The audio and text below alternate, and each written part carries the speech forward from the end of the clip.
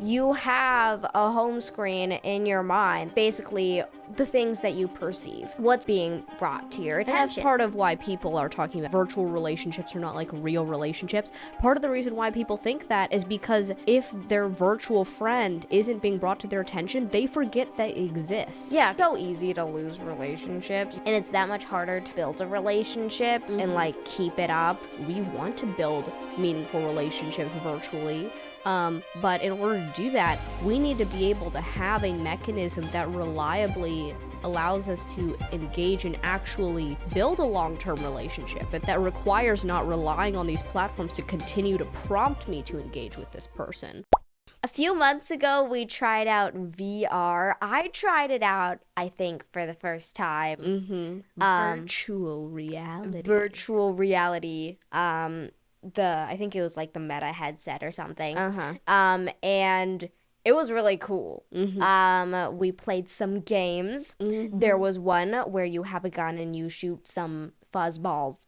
And then there's another It's one. funny because there was like all these cool games, but us and our cousin Lily, we only wanted to play Kitchen Cook, which was some random game we found where you just throw hamburgers at people. It was very. There's no goal to the game. Just food everywhere. Yeah. But anyway, that's beside the point. It was really cool. It kind of got boring after a while. Pretty much all we really saw was like games on there. And I know there's like some headsets that have come out where it's like, oh my goodness, you can have like a desktop, but it's not there. You know, it's a screen in front of you, but it's not actually there. And you can look at a picture. Right. With it being up there, you know.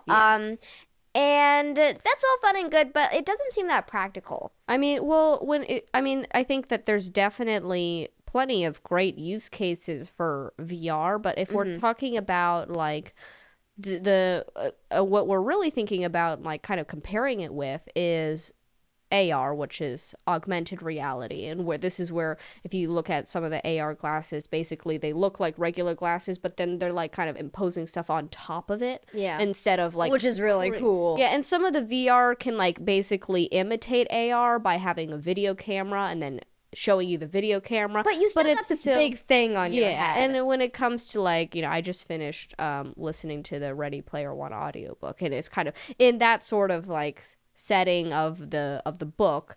You have this like whole other universe in VR basically, and most people are like living the majority of their lives in that sort of alternative universe, in the Oasis, and in their using virtual reality. And it's like, okay, if we are to just only live life in virtual reality, then like that's one thing, but we do like live in real life, like sometimes at least. For, you know, I think if you're a healthy human being, you go outside and like see touch the people, grass. So it's kind of like the real grass, not the Oasis grass. And I think that what we were kind of talking about is like, how can we actually use this technology and have something that's kind of like Jarvis from like Iron Man, where he's like talking to this and it's like showing him stuff on top. And there's a lot of like really cool applications that we were thinking about that relate to kind of this concept that we've been calling the home screen. And we were kind of talking about how it's like, if Facebook stops showing you some post from one of your friends, like you don't know, you kind of like forget about your friend. Like we've experienced this where like our dad said something that Elon Musk didn't like. And so, you know, all of a sudden he's not showing up on other people's home screens. Yeah, we don't know if he was like really shadow banned, but like he just kind of like stopped really getting any engagement. Which is suspicious, but but you know, it's like, but like if you like, just imagine one of the friends that you don't really like talk to other than like Facebook, or Facebook's the thing that prompts it. Or if they just stop posting on Facebook. Or they just stop posting. All of a sudden, poof, they're gone from your home screen. Yeah, and there's no prompt to tell you you're not being shown this anymore. Yeah. And so you don't perceive any difference. You just have stopped thinking about somebody. Which is like really scary. And that's something that we were it's like, okay, this is not good, because you should know exactly like what's going into this, because it's influencing your attention so much, and we're not big fans of like, virtually any of these social platforms, because of kind of because of the algorithm being structured around engagement and not really, helping you with actually constructive goals. And a lot of these social platforms like YouTube used to be more about like, okay, if you subscribe to somebody, you're going to be seeing their videos. But now a lot of these social platforms have been forced into the model that TikTok originally introduced, which is that if you subscribe, it doesn't matter. It's not going to influence your feed. Mm-hmm. All that's going to show up in your feed is what gets the most engagement with like everybody else on the platform. Yeah. And like then once TikTok did that, it was like so compelling that all these other platforms had to follow suit. Instagram started doing that with their reels, and then there's YouTube Shorts, and then just more broadly, how the algorithms are working is all about engagement, and that can be really damaging. But what we were also talking about is how this home screen concept applies more broadly in your life. It's just in your like mind. Yeah. Where it's like you have a home screen in your mind, like we call it the home screen. Mm-hmm. But it's basically the things that you perceive.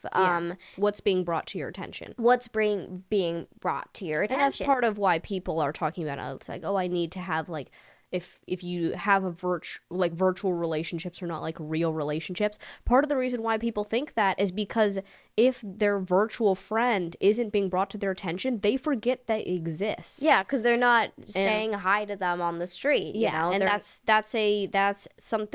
a problem about what is prompting your attention, and that's part of the reason why we like built our whole new platform. Is like we want to build meaningful relationships virtually.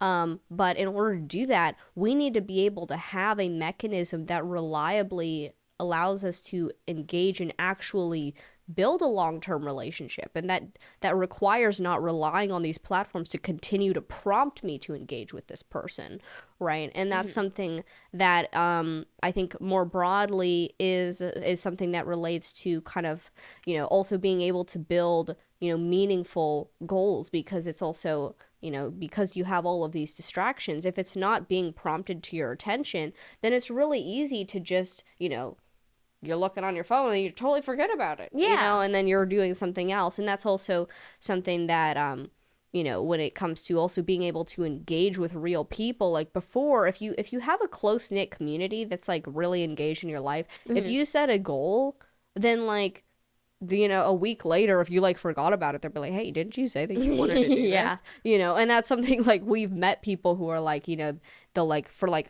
a few months they'll be like, oh yeah, I'm doing this new thing, I think it's like gonna be so amazing. Well, it just like defines their life and their identity. They're like totally gung-ho. It seems like this is like their whole life now, and then like 3 months later it's some other thing, and we're like, what? And it's because if you don't have something that's like actually prompting you of like, hey, you like, this was like the main thing going on in your life 3 months ago, you can just forget because it's not on your homepage anymore, like just mentally. It can make you very, very impulsive, and like also just like forget about a lot of things that are like really valuable to you. And like, what if that friend can like help you through your midlife crisis, but you just forgot about them. And like 40 years ago, you wrote a project on regrets of the dying, talking about like what when terminally ill patients are asked like what are the main regrets from their life, which is just a very cheerful question to ask terminally ill patients. Just like, hey, let's talk about all the things you should have done when you were not terminally ill. But I mean, it's incredibly valuable to know what those things are, and to us, and so these surveyors like asked that question and collected the data, and there were like a few like main regrets that a lot of people had. One was like, I wish I didn't like lose all these relationships in my life. Because it's so easy to lose relationships. And it's like, and it's that much harder to like actually build a relationship and like keep it up. So people end up like just like all of their friends and stuff like eroding away. Yeah.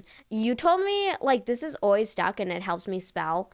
But like for like how you spell like a friend, like your teacher told you N goes at the end of friend because friendships always end. Yeah, like, oh, this is not a very good lesson for, all these helps me little spell, kids. but not much else in terms of relationships. Yeah.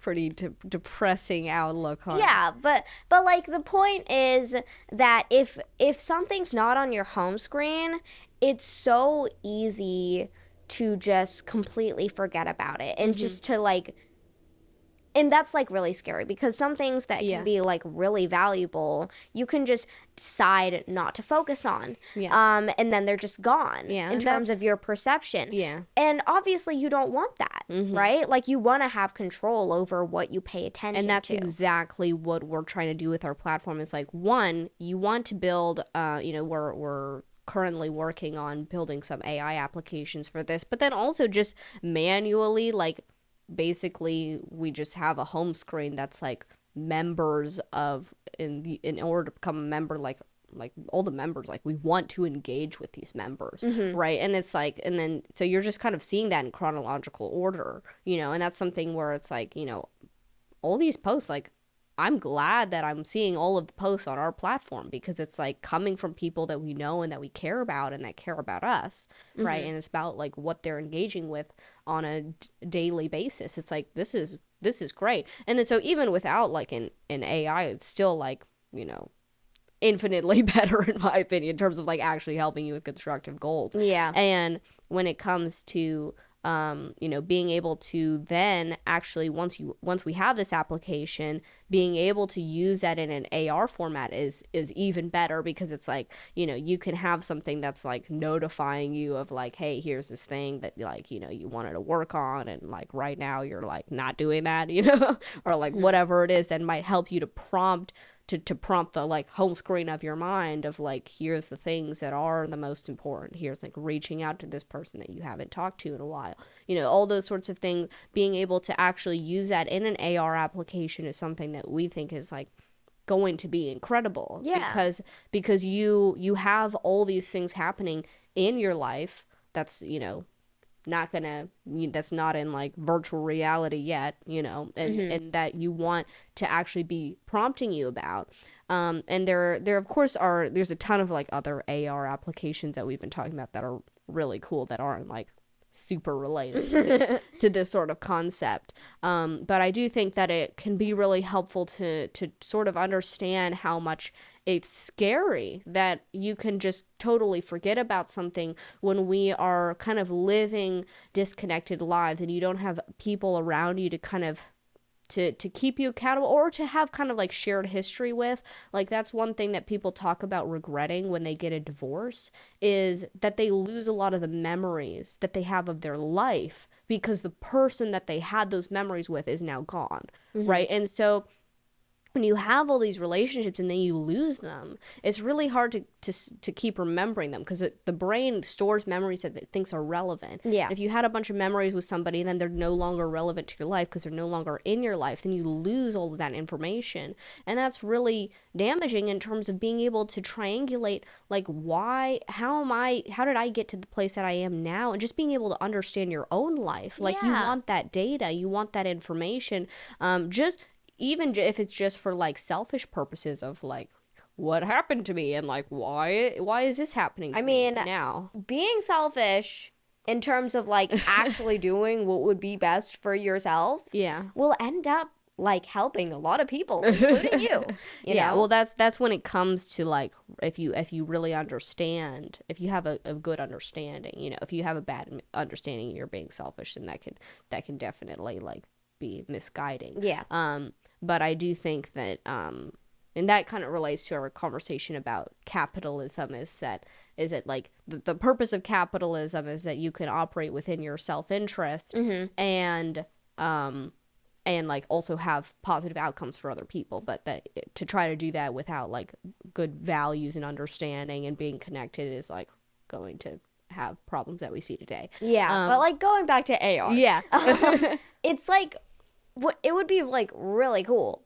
Like if you could just have notifications and things pop up that are actually useful that you want on your home screen, and you can use AI to like when, of course this is a bit far off in the future, but like in terms of having an actual home screen on an app that you really want, you can use AI to we've been talking about this, and you can use AI to and give it data about yourself and I don't give it think the right that this goal. is very high, like far off into the future. I'm talking about it the depends. glasses. Oh, I mean, and we have these things already. Like you can get like very rudimentary, like sort of AR sorts of things, and it doesn't have to be like super fancy sort of stuff. It can just be like text prompts. But one big reason why we're also talking about this is that like ideally we did a podcast on flow state, and it's like ideally you can just kind of like flow through your life without really needing to interfere with your conscious self, because that is a limited resource. That's what we call willpower, right? Right. And so much of today's world requires you to use willpower of like, of overriding the base instincts that aren't meant for the environment that we're in today. And some of that is just trying to bring things that you don't feel should be in your attention, but should be in your home screen. Yeah. But so like, much of willpower is artificially prompting and like kind of overriding and prompting yourself to be like, hey, we talked about this, or we thought about this earlier. We were gonna do this, and then now you're like